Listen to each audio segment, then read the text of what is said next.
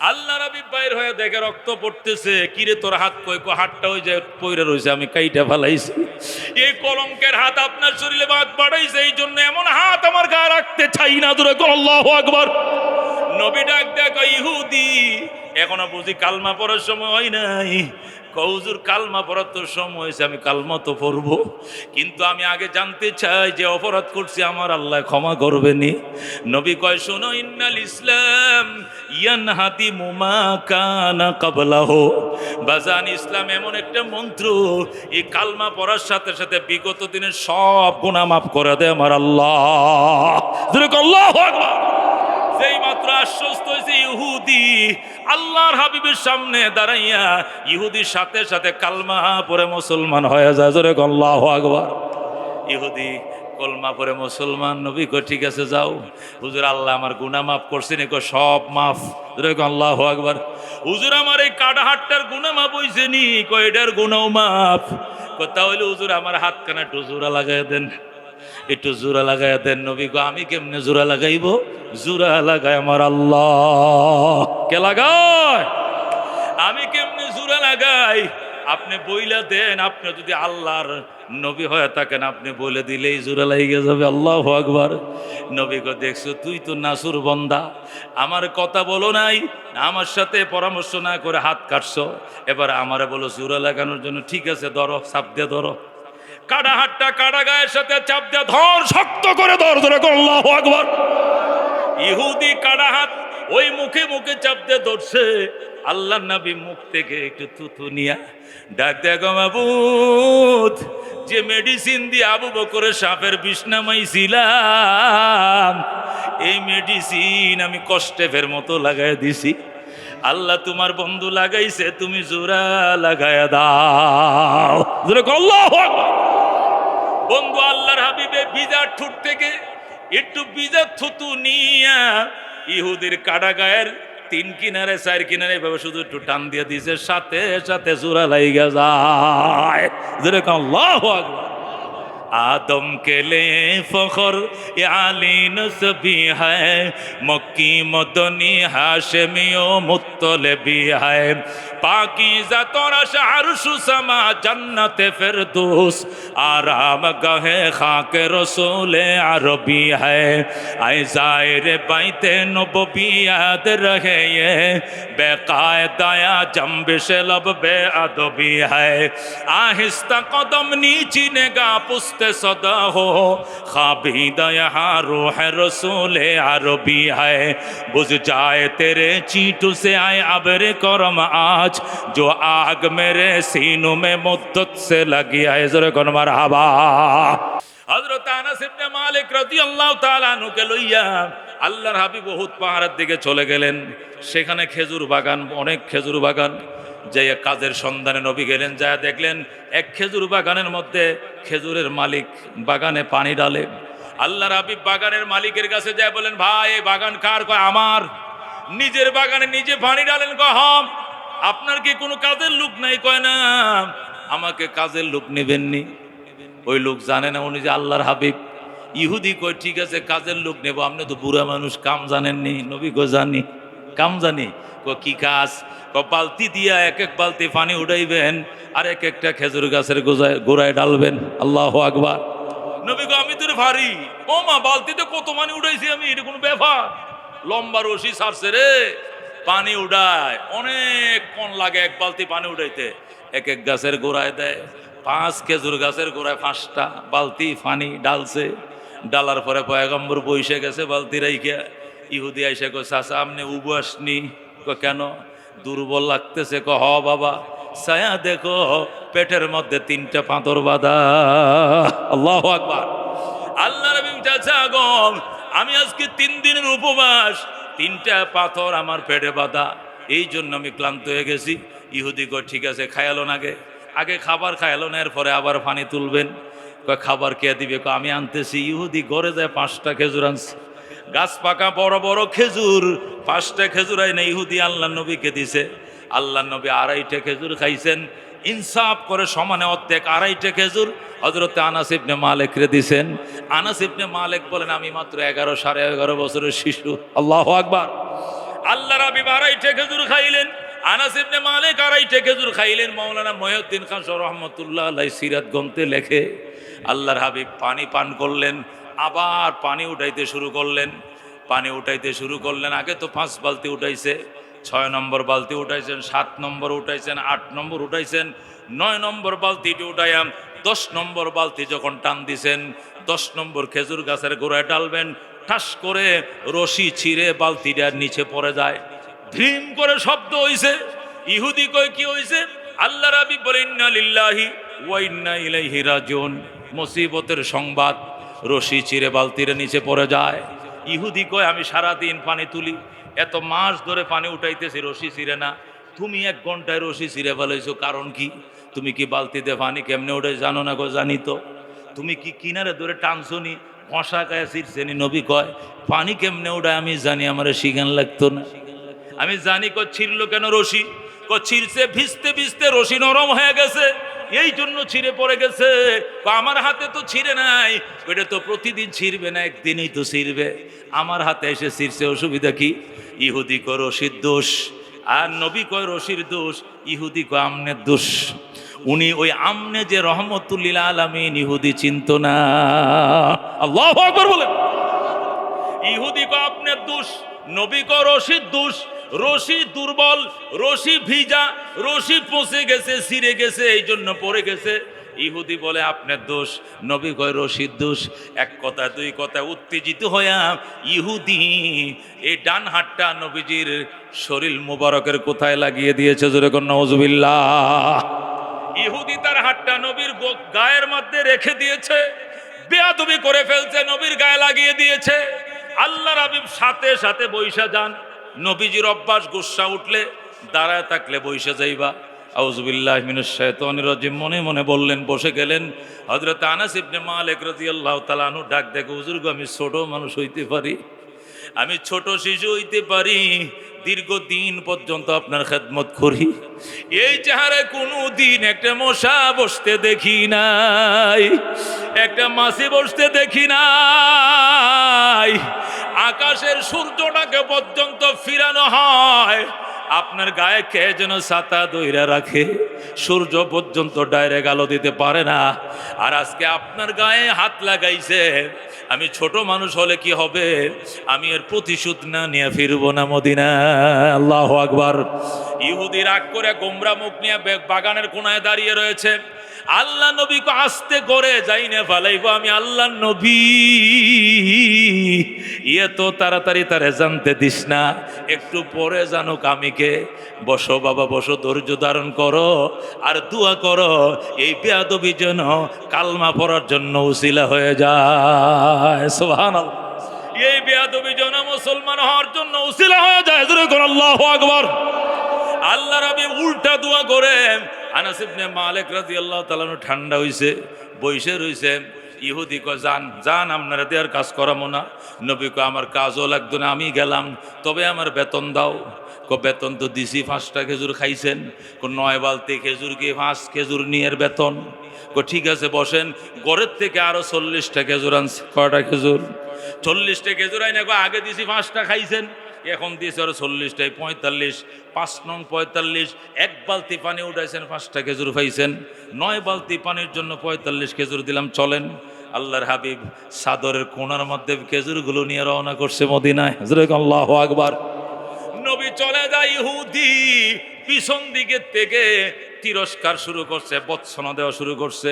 বুড়িয়ার ঘরের বুড়িয়া, আমার বালতিরে ফালায় থুয়ে গেছোস, কিয়ামত লাগার দাবি থাকবো, হাসরের ময়দানে আমার বালতি তুর থেকে আমি আদায় করবো, এইভাবে বকা জকা শুরু করছে নবীকে। জোরে কর নাউজুবিল্লাহ। হযরত আনাস ইবনে মালিক কই, ইয়া রাসূলুল্লাহ আর কত সহ্য করবেন?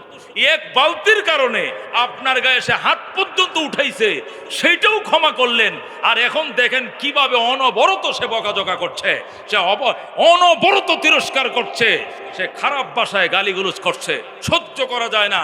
কি আল্লাহর নবী আপনি গালি শোনেন কেন? শক্তি থাকলে বালতি উড়াইয়া দেন, বালতি উড়াইয়া দেন। জোরে আল্লাহু আকবার। কেন তো গালি শুনবেন? আল্লাহরে বলেন বালতি উড়িয়ে দেওয়ার জন্য, সহ্য হয় না আমাদের। জোরে করে আল্লাহু আকবার। নবীকে উড়িয়ে দিমু? আচ্ছা আয়, আল্লাহর হাবিব ফিরে আসছে, আইসা গো ভাই আর কত গালি দিবা, আমার সাথে বেয়াদবি করছো, চিনো নাই, মদিনা আইসো জানবা আমি কে। আল্লাহু আকবার। রাহমাতুল্লিল আলামিন কয় ভাই একটা বালতির জন্য এতই তোর হিট লাগছে, আমার গায়ে হাত তুলছস, এরপরও তুই বৎসনা করস, আমাকে তিরস্কার জানা গালাগালি করস, এটা দুধের শিশু পর্যন্ত সইতে পারে না, আমি কেমনে সই, আয় তোর বালতি আমি তোরে বুঝাই দিব। হুজুরে আল্লাহু আকবার। নবী ইহুদির হাতে ধরছে, ধরে কোন জায়গায়, তো কুয়ার ভিতরে ফেলছেন, কুয়ার কিনারে এসে নবী ডাক দেয়, কুয়ার পানি রে, মাওলা যদি আমারে না বানাইতো তোরেও তো বানাইতো না, আমার উসিলে আল্লাহ সব বানাইছে, ওই আল্লাহর দোহাই দিয়া বলছি, ওরে তলের পানি তুই গলে গলে আইসা যা, তোরে কোন আল্লাহু আকবার। আল্লাহর হাবিব চোখের পানি রাখতে পারে নাই, টেপ টেপ করে চোখ দিয়ে পানি পড়ছে, আর বলে কুয়ার পানি রে তুই গলে আইসা যা। আল্লাহ রাব্বুল আলামিন সাথে সাথে কুয়ার পানির মধ্যে জোয়ার আইনা দিছে। আল্লাহু আকবার। পানি উপরে বাসে, বালতিও বাসে, পানিও গলায় গলায়, বালতিও গলায় গলায়। ইহুদি ছায়া রয়েছে, অবাক হয়ে গেছে, কিরে পানি দুপুরের দিকে উঠতেছে, ঘটনা কি? পানিও বাসে, বালতিও বাসে। পয়গম্বর বালতিরে টান দেখা, দর বালতির পাগল, তোর বালতি তোরে ফেরত দিলাম, কিন্তু তুই যে আমার সাথে বেয়াদবি করলি ফেরত দিতে পারবি নি। আল্লাহু আকবার। আমি গেলাম, মদিনায় গেলাম, দেরি করিস না, জলদি আসিস, কপালে ঈমান থাকলে কবুল করে নিবি, জান্নাতে যাবি। জোরে কোন আল্লাহু আকবার। নবী চলে গেলেন, ইহুদি আঙ্গুল কামড়ায়, কোন দিক যাবে, কি বলবে, কি করবে কিছুই বুঝতেছে না, সোজা ঘরে যায়, গো বিবি রে এমন এমন বেয়াদবি করে ফেলাইছি। বিবি ডাক দেখো কেমন তার চেহারা, এমন চেহারা দুনিয়ার মানুষ কোনোদিন দেখে নাই, 14 তারিখের চাঁদের চেয়েও সুন্দর। চুলগুলো কেমন গো স্বামী আমার, চুলগুলো কুকরা চুল, বাবরি সাটা চুল। দাঁতগুলো কেমন, দাঁতগুলো মুক্তার মালার মতন, সামনে 2 দাঁতের মাঝখান দিয়ে কথা বলে, নূরের ফোকাস মারে। জোরে গো আল্লাহু আকবার। মহিলা ডাক দেখো স্বামী কল্লা কি, আমার বাবার বাড়ি মদিনায়, আমার বাবার মুখে শুনছি উনি রহমতুল্লিল আলামিন। কি সর্বনাশ করলি রে স্বামী, উনি তো আল্লাহর নবী, ওনার সাথে না তুই বেয়াদবি করছ, কোন হাতটা দিয়ে করছো? কই হাত দিয়া। জলদি যাও ক্ষমা চাও, আজকে রাত্রের ভিতরে ক্ষমা না চাইলে সকালবেলা দেখবা তোমার হাতটা প্যারালাইসিস হয়ে গেছে। আল্লাহু আকবার। ইহুদি কো তাই নাকি, আমার আগে বললি না কেন? আমি কি জানি ওই নবী তোমার বাড়িতে আসবে আর তুমি এত বড় বেয়াদবি করবা। ইহুদি কো জলদি তরবারিটা দেখো, তরবারি দেখি করবা, কো দে তাড়াতাড়ি দে।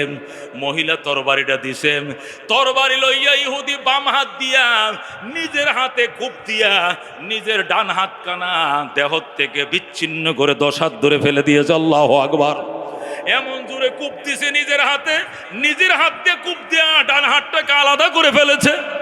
আর এবার হাতরে তিরস্কার করে হলো কলঙ্কের হাত, পয়গম্বরের গায়ে উঠছো, তোমার মতো কলঙ্কের হাত আমার শরীরে থাকতে দিমু না, এই জন্য আলাদা করে ফেলছি। স্ত্রী ছায়া অবাক হয়ে রইছে, ডাক দেখো স্বামী, হাতের কোনো দোষ নাই, দোষ হলো হাতের মালিকের। এখনো সময় আছে, দৌড়াও, আমিও পিছন দিয়ে আইতেছি, তুমিও যাও, এই কাটা হাত নিয়ে নবীর কাছে যাও। এই দৃশ্য দেখলে নবীর মায়া লাগলে ক্ষমা কইরা দিলে তুমি বাইচা যাইবা, এ সারা তোমার রেহাই নাই। আল্লাহু আকবার। ইহুদি কাটা হাত নিয়ে দৌড় দিছে। আল্লাহর হাবিব সাল্লাল্লাহু আলাইহি ওয়াসাল্লাম ফাতেমার ঘরে ছিলেন, দরজায় যায় নবীরে সালাম জানায়, ফাতেমা গো, আমি আল্লাহর হাবিবরে চিনতাম না, এমন আমার বেয়াদবি করছি, নবীর সাথে আমি এটা সাক্ষাৎ করতে এসেছি। আল্লাহর হাবিব বাইর হয়ে দেখে রক্ত পড়তেছে, কিরে তোর হাত কই? হাতটা ওই যে পইরা রয়েছে, আমি কাইটা ফেলাইছি। এই কলঙ্কের হাত আপনার শরীরে বাদ বাড়াইছে, এই জন্য এমন হাত আমার গায়ে রাখতে চাই না। জোরে আল্লাহু আকবার। নবী ডাক দেখো, ইহুদি এখনো বুঝি কালমা পড়ার সময় হয় নাই। হুজুর কালমা পড়ার তো সময় হয়েছে, আমি কালমা তো পড়বো, কিন্তু আমি আগে জানতে চাই যে অপরাধ করছি আমার আল্লাহ ক্ষমা করবেনি। নবী কয় শোনো, ইন্নাল ইসলাম ইয়ানহাতি মুমা কানা কাবলাহু। বাজান, ইসলাম এমন একটা মন্ত্র, এই কালমা পড়ার সাথে সাথে বিগত দিনের সব গুনাহ মাফ করে দেয় আমার আল্লাহ। আল্লাহু আকবার। যেই মাত্র আশ্বস্ত হয়েছে ইহুদি আল্লাহর হাবিবের সামনে দাঁড়াইয়া, ইহুদির সাথে সাথে কালমা পড়ে মুসলমান হয়ে যায়। জোরে আল্লাহু আকবার। ইহুদি কলমা পড়ে মুসলমান। নবী কয় ঠিক আছে যাও। হুজুর আল্লাহ আমার গুনাহ মাফ করছেন, কয় সব মাফ। জোরে আল্লাহু আকবার। হুজুর আমার এই কাটাহাটটার গুনাহ মাফ হইছে নি? কয় এটার গুনাহও মাফ। কয় তাহলে হুজুর আমার হাতখানা একটু জোড়া লাগাই দেন, একটু জোড়া লাগাই দেন। নবী কয় আমি কেমনে জোড়া লাগাইব? জোড়া লাগায় আমার আল্লাহ। কে লাগায়? আমি কেমনে জোড়া লাগাই? আপনি বইলা দেন। আপনি যদি আল্লাহর নবী হয়ে থাকেন, আপনি বলে দিলেই জোড়া লাগিয়ে যাবে। আল্লাহু আকবার। নবী কয় দেখছো, তুই তো নাসুর বন্দা, আমার কথা বলো নাই, আমার সাথে পরামর্শ না করে হাত কাটছো, এবার আমারে বলো জোড়া লাগানোর জন্য। ঠিক আছে ধরো, চাপ দিয়ে ধরো। কাটা হাতটা কাটা গায়ের সাথে চাপ দিয়ে ধর, শক্ত করে ধর। জোরে আল্লাহু আকবার। ইহুদি কাটা হাত ওই মুখে মুখে চাপ দিয়ে ধরছে। আল্লাহ নবী মুখ থেকে একটু থুথু নিয়া ডাক দেখো, মাবুদ, যে মেডিসিন দিয়ে আবু বকরের সাপের বিষ নামাইছিলাম, এই মেডিসিন আমি কষ্টের মতো লাগাই দিছি। আল্লাহ তোমার বন্ধু লাগাইছে, তুমি জোড়া লাগায়া দাও। জোরে আল্লাহু আকবার। বন্ধু আল্লাহর হাবিবে বিজার ঠোঁট থেকে একটু বিজার থুতু নিয়া ইহুদির কাটা গায়ের 3 কিনারে 4 কিনারে এভাবে শুধু একটু টান দিয়ে দিছে, সাথে সাথে জোড়া লাইগা যায়। যেরকম আল্লাহু আকবার। आदम के लिए फखर ये आली नस्बी है, मक्की मदनी हाशमियो मुत्तलबी है, पाकीज़ा तोरश अर्श समा जन्नत फिरदौस आराम गहे खाक रसूल अरबी है, आए ज़ाहिर बैते नबवी याद रहे ये बेकायदा जंबिश लब बेअदबी है, आहिस्ता कदम नीचीनेगा पुस्ते सदा हो, खाबीदा यहाँ रूह रसूल अरबी है, बुझ जाए तेरे चींटू से आए अबरे करम आज, जो आग मेरे सीनों में मुद्दत से लगी है। ज़रा कौन मरहबा। বন্ধুগণ বলতেছিলাম রাহমাতুল্লিল আলামিন সাল্লাল্লাহু আলাইহি সাল্লাম জানের দুশ্মনকে বুকের সাথে মিলায় নিতেন, আর অল্প সময়ের ভিতরে প্রাণের বন্ধু বানাইতেন। কতক্ষণ ঠিক কিনা? সেই নবী আলাইহিস সালাতু ওয়াস সালাম আল্লাহর হাবিব প্রতি মক্কার টাইমে ও বন্ধু মক্কার মানুষকে ডাকছিলেন, আসো আসো, কেউ পলায়ও না, সাধারণ ক্ষমা ঘোষণা করলাম। বুড়ি দৌড়াইতেছে দূরের দিকে গাঠি লইয়া, নবী পিছনে দৌড়ায়, মা কই যাও? কো মোহাম্মদ আসতেছে, যাই। কো গাঠটি আমার মাথায় দাও। গাঠুরি নিয়া ওই মহিলাকে নবী দূরে দিয়ে আসছে। কিসের জন্য আসছো এখানে? কয় মোহাম্মদের জন্য। কি করছে মোহাম্মদ? মদিনার থেকে 10,000 সৈন্য নিয়ে আইছে, যারে যেখানে পায় শুধু কুবাইতেছে, মারতেছে। আল্লাহর হাবিব কো মাগো, এই কথা কি শুনছো না নিজের চোখে দেখছো? মোহাম্মদ যে মানুষ মারে নিজের চোখে দেখছো নি? মহিলাকে আল্লাহ যেন জীবনে এই লোকটারে না দেখায়, আমি মোহাম্মদ দেখবো, আল্লাহ যেন এই মানুষের চেহারা না দেখায়। অথচ আল্লাহর হাবিবের সাথেই কথা বলছে। আল্লাহু আকবার। নবী ডাক দেখো, মা ও মা, মনে কিছু নিও না, আমি সেই মুহাম্মাদুর রাসূলুল্লাহ সাল্লাল্লাহু আলাইহি সাল্লাম। নবী যখন নিজের পরিচয় দিলেন, ইহুদি অবাক হয়ে গেছে। ইহুদি কো বাবা, তুমি নি মোহাম্মদ? এমন মায়ের সন্তান দুনিয়ার কোনো মা জন্ম দিতে পারছে কিনা আমার জানা নাই। তুমি নিশ্চয়ই পয়গম্বর। আমারে পড়ায় দাও, আশহাদু আল্লাহ ইলাহা ইল্লাল্লাহ ওয়া আশহাদু আন্না মুহাম্মাদান আবদুহু ওয়া রাসূলুহু। ইহুদি মহিলা কালমা পড়ে সাথে সাথে মুসলমান হয়ে যায়। যেরকম সুবহানাল্লাহ। এইগুলো বাজার নবীজির সিরাত, আল্লাহ নবী সাল্লাল্লাহু আলাইহি ওয়াসাল্লামের সিরাত ছিল সমাজে ইতিম বান্দার হাতে, ইতিমের মাথায় হাত বুলাও গো, তোমার হাতের মধ্যে যতটা চুল স্পর্শ করবে হাতটা সরানোর আগে আমার আল্লাহ তোমার এতটা গুনাহ মাফ করে দিবে। আল্লাহু আকবার। রাহমাতুল লিল আলামিন সাল্লাল্লাহু আলাইহি ওয়াসাল্লাম বলেছেন, সাহাবায়ে কেরাম তিন ব্যক্তির দোয়া বিতায় যায় না। এক নম্বর হলো মা বাবার দোয়া, যেটাই বলে সেইটাই কবুল হয়। দুই নম্বরে এতিমের দোয়া, তিন নম্বর মুসাফির অসুস্থ মানুষের দোয়া। এরা যা চায় আল্লাহর কাছে তখন আল্লাহ কবুল করে ফেলায়। জোরে কোন সুবহানাল্লাহ। এ বন্ধু, এই জন্য তালিবুল ইলম যাদের মাতা আল্লাহ রাব্বুল আলামিন কোরআনের জন্য যাদের সিনাকে বরাদ্দ দিয়েছেন, তাদের অন্তরের মধ্যে আল্লাহর কোরআন। জোরে আল্লাহু আকবার। আল্লাহ রাব্বুল আলামিনের বন্ধু বলেছেন, ওই সিনার উপরে জাহান্নামের আগুন হারাম যে সিনার উপরে আল্লাহর কোরআন ঢুকছে। জোরে আল্লাহু আকবার। রাহমাতুল লিল আলামিন সাল্লাল্লাহু আলাইহি ওয়াসাল্লামের উম্মতের শুনো, আল্লাহর হাবিব সাল্লাল্লাহু আলাইহি ওয়াসাল্লাম বলেছেন, কোরআনের পাখিরা এরা রাস্তা দিয়ে হাঁটবে আর নূরের ফেরেশতারা তাদের নূরানি পর তাদের পায়ের নিচে বিছায়া দেয়। আল্লাহু আকবার বলেন। বাজান, কোরআন সত্য না মিথ্যা? সত্য, হয়তো চোখে দেখি না। ইমাম গাজালি রহমতুল্লাহ আলাইহির জিন্দেগীর মধ্যে লেখে, মাদ্রাসায়ে নিজামিয়া যখন ইমাম গাজালি লেখাপড়া করতেন, পৃথিবী বিখ্যাত তিনজন আল্লাহর ওলি সেখানে পড়েছেন। এক নম্বর আল্লামা হাফেজ মাওলানা মুফতি শাহ মহিউদ্দিন আব্দুল কাদের জিলানী রহমতুল্লাহ আলাইহি। দুই নম্বর ফারস্য কবি বিশ্বকবি শেখ সাদি রহমতুল্লাহ আলাইহি। তিন নম্বর হুজ্জাতুল ইসলাম ইমাম গাজালি রহমতুল্লাহ আলাইহি। এই তিনটাই মহামানব সেই মাদ্রাসায়ে নিজামিয়া ইরাকের বাগদাদের ছাত্র ছিলেন। ইমাম গাজালি যখন লেখাপড়া করেন ইরাকে, আল্লাহু আকবার, ইমাম গাজালি ছোট থেকে ভদ্র ছেলে ছিলেন, মেধাবী ছেলে ছিলেন। ওনার জিন্দেগীর মধ্যে লেখে, উনি যখন ক্লাসে আসতেন তখন দেরি হতো, তো শিক্ষকরা বলতো, এই গাজালি দেরি হয়েছে কেন? হুজুর আগামীকাল থেকে দেরি হবে না। ঠিক আছে, আজকে কয়টায় আসছো? 10:30 তো, কালকের থেকে 10টা আসবে। ঠিক আছে। পরের দিনও 10:30 আসছে। কিরে গতকাল কেন বলছি দেরি হবে না? আগামীকাল থেকে ইনশাআল্লাহ দেরি হবে না। আচ্ছা ঠিক আছে, আগামীকালকে হয়ে 10:30। কিরে তুমি না বলছো আগামীকালকে দেরি হবে না, আজকেও কেন 10:30? আগামীকালকের থেকে আর দেরি হবে না। এইভাবে এক সপ্তাহ গেছে। কোন কয় সপ্তাহ? জোরে কোন কয় সপ্তাহ? এক সপ্তাহ। উস্তাদ বলে, এই গাজালি, শনিবারে যদি দেরি করে আইসস তোর ক্লাসে জায়গা নাই, বাইরে দাঁড় করে রাখবো। আচ্ছা ইনশাল্লাহ। ঠিক তুমি শনিবারেও আসছে 10:30। কটা? এই শনিবারও 10:30। ওই তুই কথা দিয়ে কথা রাখস না, এলেম শিখতে পারবি না, এলেম পাবি না। কথা দে অদ্দারা কথা রাখস না। এই ওর কিতাব দিয়ে ওর মাথায় দে। দিছে বড় বড় কিতাব, মাথা উঠায় দাঁড়ায় থাক বারান্দায়, ভিতরে ঢুকতে পারবে না। ইমাম গাজালি দাঁড়ায় দাঁড়া পরে চোখের পানি দিয়ে বুক বাসায়। হঠাৎ করে হুজুরের মায়া লেগে গেছে। আচ্ছা, যদি আজকে তুই উল্লেখযোগ্য কোনো কারণ দেখাইতে পারিস তাহলে তোরে মাফ করে দিব। কারণ তো আছে হুজুর, কিন্তু বলা যাবে না। না বলতে হবে। বলা তো ঠিক হবে না, বলতে হবে। বলো। আমি আপনার কিনারে এসে বলবো। যেরকম আল্লাহু আকবার। কাশো কিনারে আমি বইসে বলবো। বসম। কিতাবগুলো রাইখা ইমাম গাজালি বসছে। ইমাম গাজালি কিতাব নিয়ে বসছে। কিতাবগুলো টেবিলের মধ্যে রাইখা হযরত ইমাম গাজালি রহমতুল্লাহ ডাক দেখো, হুজুর আমি দেরি হয়ে যায়, কি করবো? দেরি হয় কেন? একটা কারণে।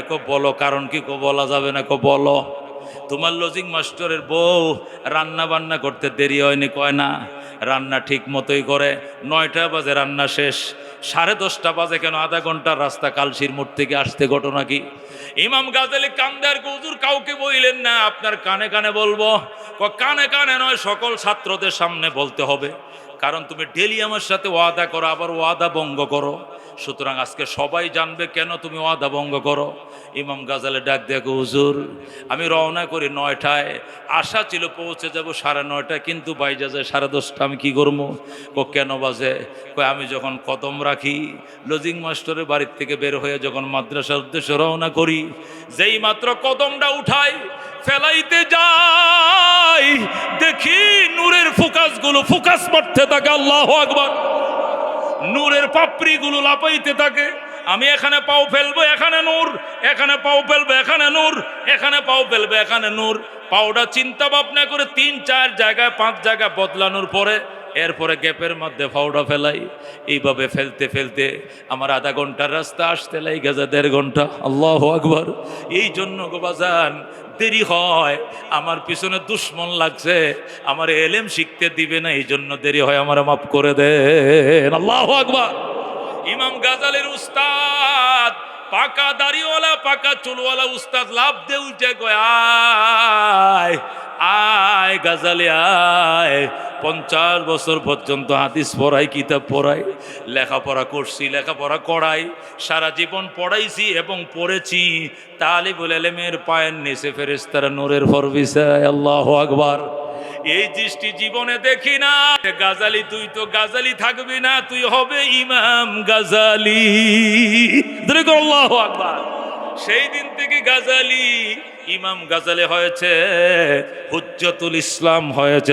আল্লাহু আকবার। ইমাম গাজালি বলতেন, ইসলাম যে সত্য ধর্ম, এটা কাহার মুখে শুনে বিশ্বাস করে আমি ধর্ম গ্রহণ করি নাই, দলিলের ভিত্তিতে যাই না বুঝ যাই আমি ইসলাম কবুল করেছি। আল্লাহু আকবার। বিনা দলিলে ইসলাম গ্রহণ করি নাই, বিনা দলিল আমি আল্লাহকে মানি না, আমি দলিল প্রমাণ সহকারে আল্লাহরে চিনছি, আল্লাহকে মানছি। আল্লাহু আকবার।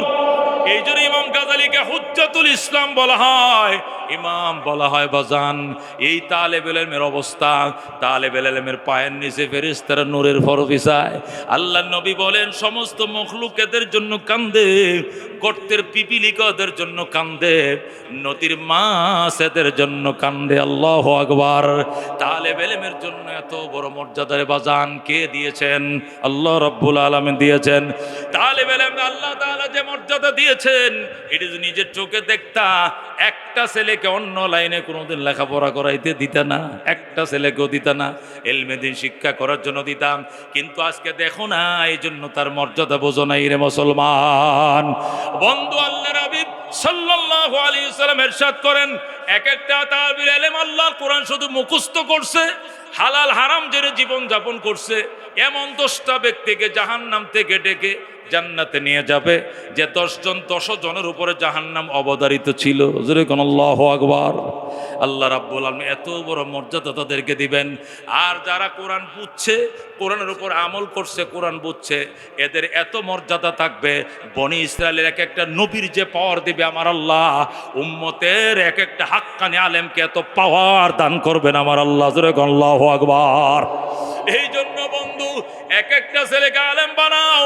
বাইতুল্লাহ শরীফের ইমাম আব্দুর রহমান সুদাইস রহমান মুদ্দাজিল্লুল আলী, সমস্ত উলামায়ে কেরাম একতার মধ্যে একমত, গত 1000 বছরে বাইতুল্লাহ এমন ইমাম পায় নাই। কয় হাজার? গত 1000 বছরের মধ্যে শ্রেষ্ঠ ইমাম শায়েখ আব্দুর রহমান সুদাইস।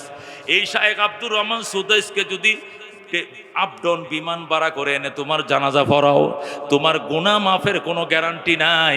কিন্তু তোমার সন্তান যদি তোমার জানাজা পড়ায়, জানাজা শেষ হওয়ার আগে আমার আল্লাহ খুশি হয়ে বাবার জিন্দেগির গুনাহ মাফ করে দিবেন। কথা কোন ঠিক কিনা? এই জন্য বাজান, একটা হাফেজের বাবা, একটা আলেমের বাবা হওয়ার জন্য কার কার শখ আছে? হাত বাড়ান দেখি। আল্লাহু আকবার। আল্লাহ প্রত্যেকটা ফ্যামিলির মধ্যে হাফেজ বানার তৌফিক দান করো, প্রত্যেকটা ফ্যামিলির মধ্যে আলেম বানার তৌফিক দান করো। আমার জানাজা আমার সন্তানে পড়াবে এমন ভাগ্যবান বাবা হওয়ার তৌফিক নসিব করো। যেরকম আমিন। রাজি আছেন ইনশাআল্লাহ?